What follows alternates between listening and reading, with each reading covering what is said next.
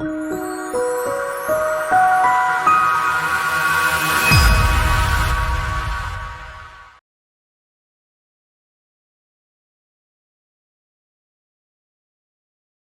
good evening, everyone. I am Caitlin Morelli. I'm the Director of Student Services here in Hanover, and we're going to do a brief overview on the new IEP format that's being implemented this school year by the Department of Elementary and Secondary Education.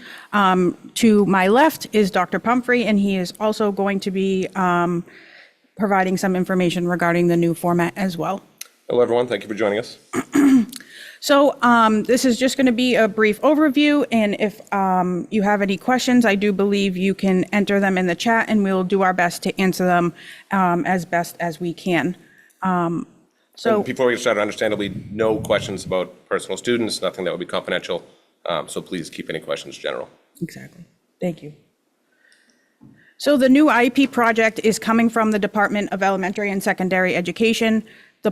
The goal of this project is to improve outcomes, have equitable processes, and meaningful access. So this is not just a Hanover thing, this is a whole statewide Massachusetts initiative.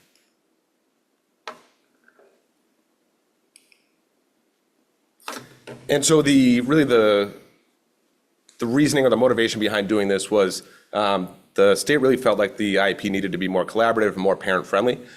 So they feel like the new IEP will benefit families and their children through enhanced collaboration, including better communication between your child's teachers, the IEP team, and the families. It encourages a better understanding from the family's perspective, more clarity and consistency. So you'll see through the IEP that there's a lot more spots where things are really spelled out and sort of broken apart, which in the end is supposed to make it more parent-friendly.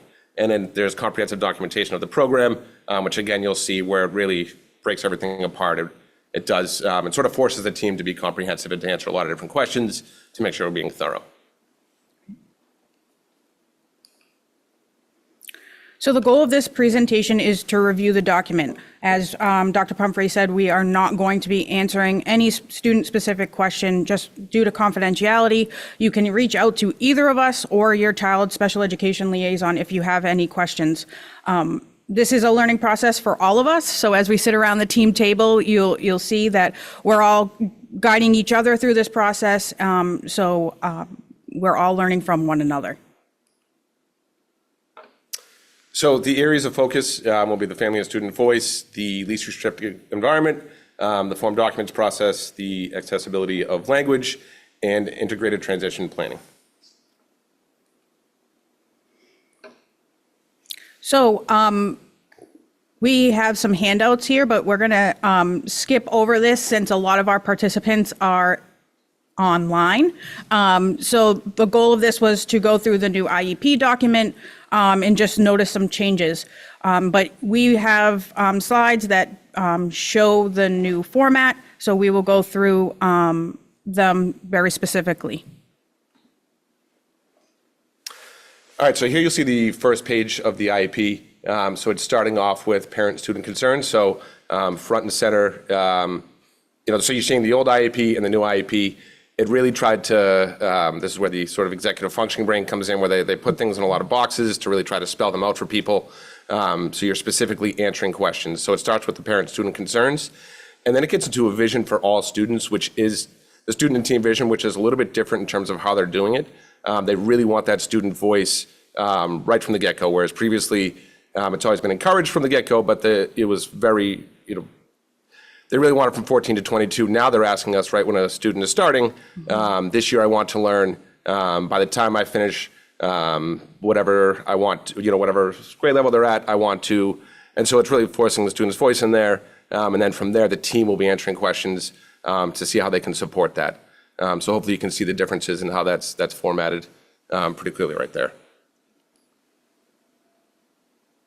So this is just a little bit of a closer view of what Dr. Pumphrey was just saying. So as you can see, the student vision starts at age 3. So all of our faculty and staff have had professional development on how do we engage all of our learners in being able to answer this question starting from preschool up through high school. So we're really wanting to focus on this page of their student vision, even if it's playing with the fire truck, to wanting to become an engineer. So we're really focusing on student voice, but also part of this as well is the team vision. So that is what all stakeholders have in view this year and in 5 years. So that's where the parent voice is and all stakeholders around the table's voices as well.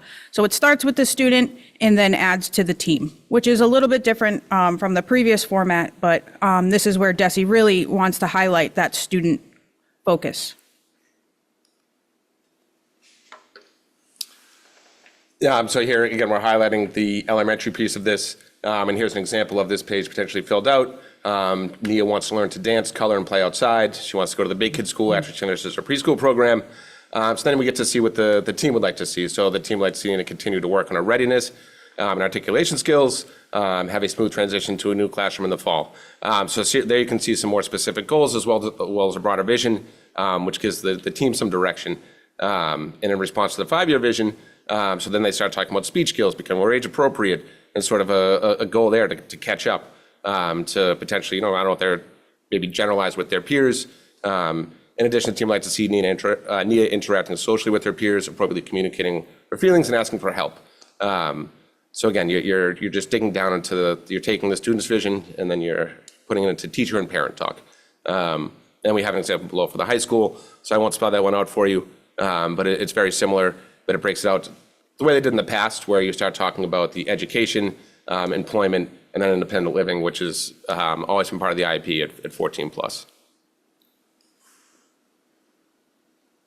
So this next section is the student profile. So this is where all disability areas will be identified, as well as if the student is an English language learner. So if the answer to any of these questions are yes, if they're an English language learner, then the team will generate a statement about that, as well as any language needs related to the IEP. As you can see, there's also a section for assistive technology, and if the student does require assistive technology, there are boxes that need to be checked off, whether or not it will be done through accommodations, goals and objectives, will it be on the service delivery grid, or in additional information. So this is definitely a new component of the IEP that really articulates and spells out specific things that weren't necessarily highlighted in the last. So English language learner was not part of the last IEP format, and it will be as we move forward. And assistive technology was not embedded as much as it is now, and it will really articulate how the student utilizes assistive technology. Before you go to the next slide, this is one change that I do really like, is that for the student's disability, and we may have this in a later slide, so I apologize for that, is that it's not necessarily primary disability. You check all disabilities that apply. So it's just saying that all of these disabilities have an impact on a student and their learning environment. So it doesn't, the order might matter in some respects, but we need to capture the whole student. So I like that they've made that change where you check all boxes that apply instead of a primary or secondary or potentially a tertiary. Exactly.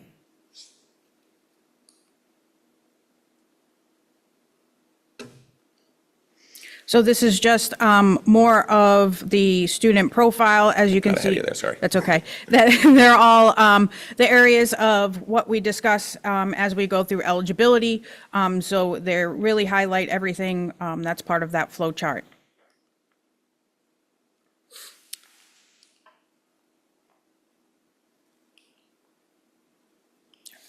So here, this is where we would start to get into the what we previously called PLEP A. So that's the shortened version of present level of academic achievement. And then previously, it would just sort of spell out all the areas together. It was on one page, and we would just continue to add information. They've made a change here where this section is specifically looking at the academic piece. So you'd briefly describe the current academic performance and all the areas that might apply. So if student has a specific learning disability, they might excel in math. So maybe you're checking the boxes for ELA, history and social sciences, and maybe you're considering if you want to do science, tech, and engineering. So there's, the team should have those discussions, and then a nice spot for their strengths, interest areas, and preferences, as we know that can kind of get lost in the IEPs. You always try to highlight it in those first sections, but that's just in that one spot. This is really forcing everybody in a good way. Every time they put their eyes on an IEP they'll see this. So they'll see how the student likes to learn in a particular area, see what their strengths are in an area, and then also how whatever is happening with them impacts them in those environments. So they should be able to get both sides of that conversation. And then below here, you have the autism-specific questions. And so there you would answer that, whereas previously in the IEP, that was much further down at the end. Here, they're putting that front and center so we can make sure we're taking in those needs early and often.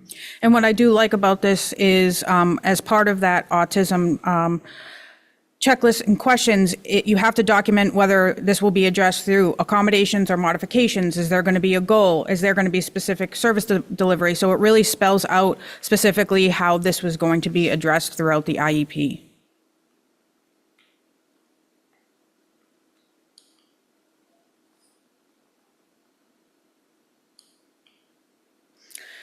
So this section is specifically for areas of behavioral and social emotional. So again, this describes how this impacts the student, strengths and interests and preferences, as well as the bullying statement. So the bullying statement in the previous document was always part of additional information, but now it is specifically embedded in the IEP document, as well as how will the IEP address these needs if the team finds that the student is vulnerable to bullying or teasing, as well as this is the page that specifically highlights the autism checklist. I'm going to here, again, further breaking that down. So we have academics, we have the social emotional piece, and now we have the communication section, where it's asking for a lot of that same information, just specifically for the area of communication. And then, again, we get into so here we have the need for an AAC device, which goes back to that assistive technology question. And then it asks you to answer. So if you were to say no to that, those questions would just disappear, and you wouldn't see that on the IEP that was sent home to you. If you said yes, this would then fill in, and we'll make sure the team answers those questions. But it will ask the IEP teacher, they'll have to answer that question before the IEP is sent home. And then it forces you to address how it's going to be, and I use the word forces in a good way, it just makes sure the team has eyes on it to then answer those questions in the other parts of the IEP. And again, we go into the autism-specific questions in the areas of verbal and nonverbal communication. So it again, continues to spell that out. So this section is for additional areas that were not covered under academic, social, emotional, or communication. In addition, this is an area where the deaf of hard of hearing, blind, and visually impaired is addressed. So if a student is impacted by any of those, again, you have to spell out whether it's going to be addressed through accommodations, modifications, goals, direct service, and really spells it out. So this page is very different than what we are used to that usually came on PLEP B for other areas of students' school day. So this really identifies exactly what their needs are. All right, so these next few slides are going to focus on transition planning specifically for students age 14 to 22. This looks a lot different, but it's asking a lot of the same questions. It spells it out again, just like you saw on some of the previous pages.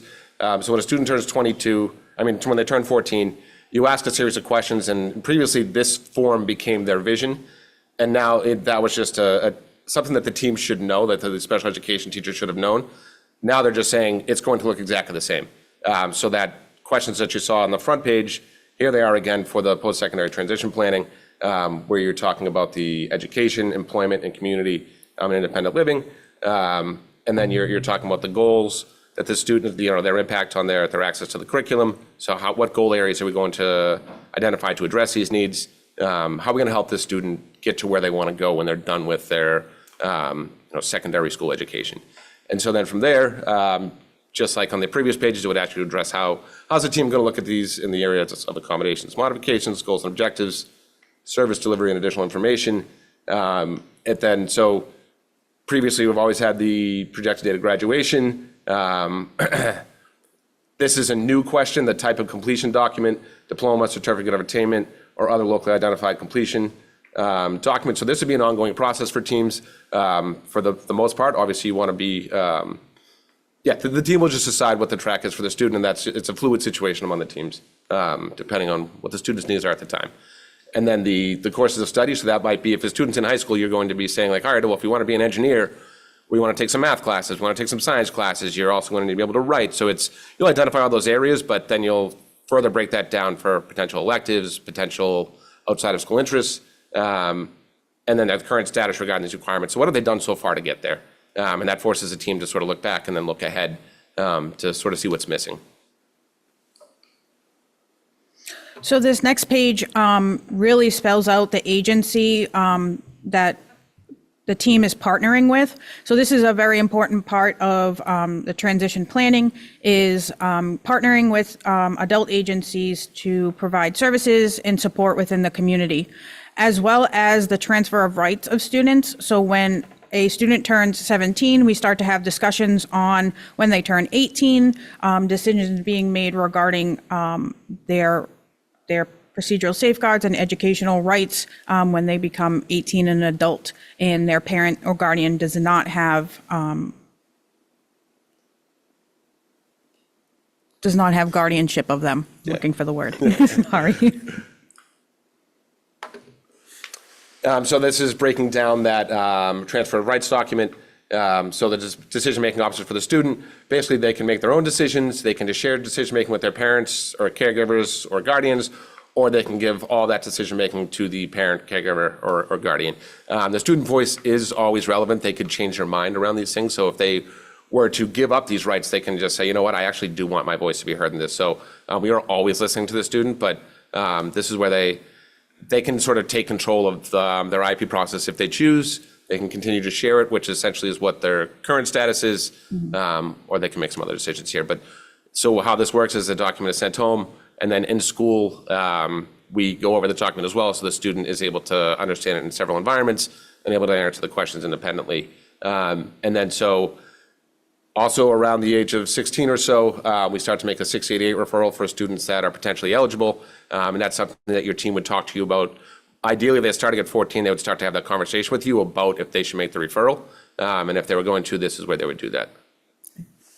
And none of this is new. It just was not articulated this thoroughly in the last IEP document.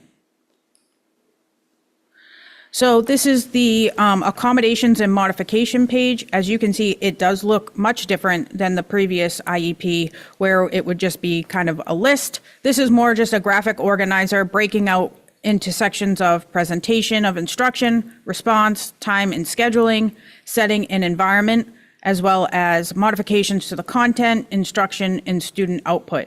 So this really is a large graphic organizer that the team will go through and answer each of these questions in all these different settings. Thankfully, the town has gone through trainings in the previous IEP where we were already breaking apart our accommodations this way in terms of presentation, response, timing, and setting through this individual, Alan Bloom, who worked with Desi for a long time, and now Desi has just taken that and said, this is a way to do it. So for us, instead of that list form, now it's a horizontal graphic organizer, but we have been setting up our IPs this way, so people should be comfortable with this, but it is a change, and hopefully this is clearer for people. So this is where you have things such as MCAS or your state and district-wide assessments. So in the top piece, you would identify what assessments would be taken, and then from there you would identify the areas and break down sort of what the needs are in those areas. And then the last box is so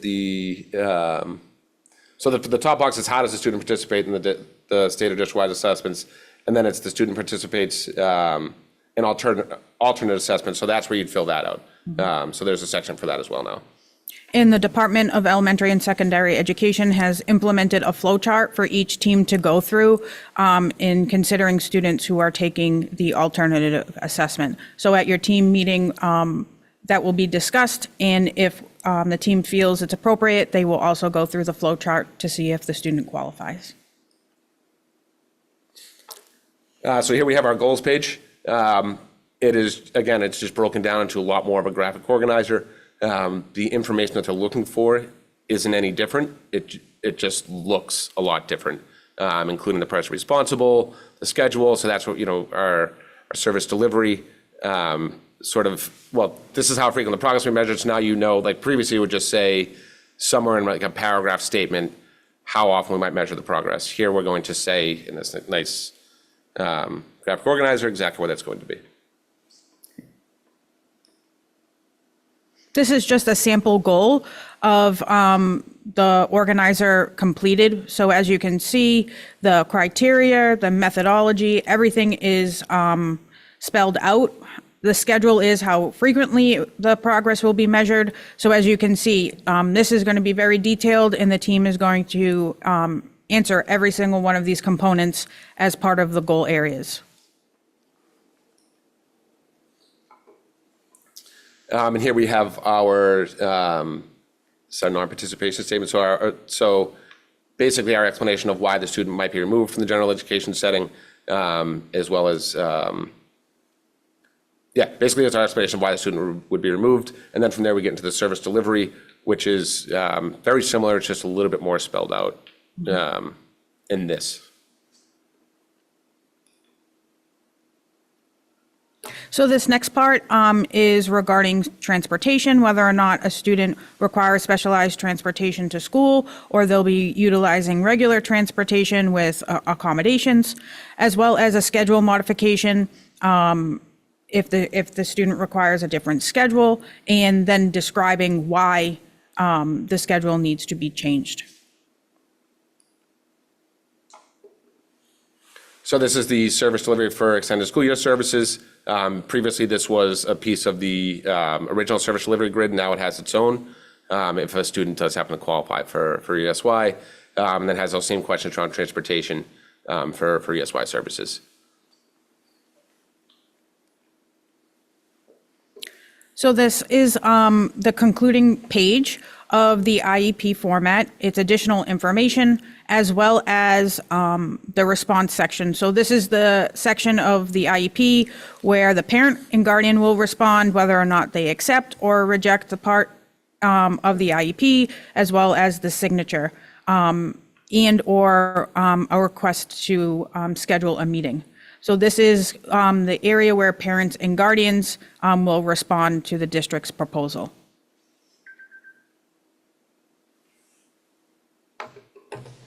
So what will team meetings look like this school year? So they're going to run the way they previously run. We want to get parent feedback first, or parent guardian feedback first, and then we'll hear from the teachers, and then we'll get into developing the plan. So we really want that collaborative process to continue. That is obviously the most important part of all of this, is that we all work together to have the students' best interests in mind. And so we'll go through the new format, and we're currently creating new templates for all teachers so that they can have a notes template to help themselves work through the new questions. So there might be a little bit of it might not be as smooth as previous as teachers sort of learn this new process. So just bear with everybody. Everybody is learning this at the same time. The most important piece is that the information is in the document. So, and then we'll work out the specifics as we go. We'll all get better as the year goes on. But we're all sort of working through this. Absolutely. And in preparation for scheduling team meetings, we are allowing some extra time, knowing that we are doing this for the first time and it's just September. So we're allowing ourselves a little bit extra time during the team meeting, knowing that it's a little bit lengthier of a document and it's going to involve a lot of participation among all stakeholders. All right, so this is the conclusion of our presentation of materials. So now we're able to answer any questions, again, not student-specific questions, but regarding the format. So if you would like to raise your hand, we can unmute you and you'll be able to ask your question.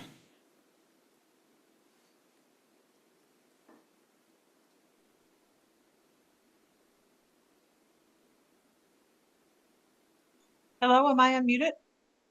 Yes, you are. Hi, thank you for this presentation. I have a question. Are any of the timelines different in respect to testing or IEP meeting milestones? Thank you for that question. That's excellent. No, none of the timelines have been changed at all. Those timelines are as everyone has understood previously. The only thing that has changed is truly the format of the document. Okay, thank you. You're welcome. Does anyone else online have any questions? Does anyone in person have any questions? I have one. I'm curious how, and just a general hypothetical, if a student needs assistance in math, for example, and like uses a calculator when other students are not permitted to use a calculator, like what does that look like in the classroom if another kid is like, hey, like, why does Bobby get to use a calculator, but I can't? Like, how does that get handled in the moment, or to kind of minimize the focus on the child who needs the assistive technology? Sure, that's a great question. So the question in the in-person audience was regarding students accessing accommodations in the classroom that other students may not have access to, such as a calculator during math class when other students aren't able to use a calculator. And our professionals are trained to respond quickly and promptly to say everyone learns differently, everyone has access to different tools, and we all have our own individual learning styles. So that would definitely be addressed in that way.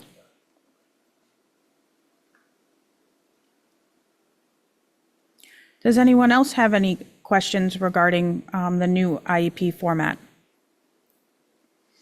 If you can't think of anything now, or you're shy to unmute yourself, please don't hesitate to contact us directly. We're happy to answer any questions you may have, and we're here to help support any parent or guardian who has any questions throughout the whole school year. Yes, thank you everyone for your time.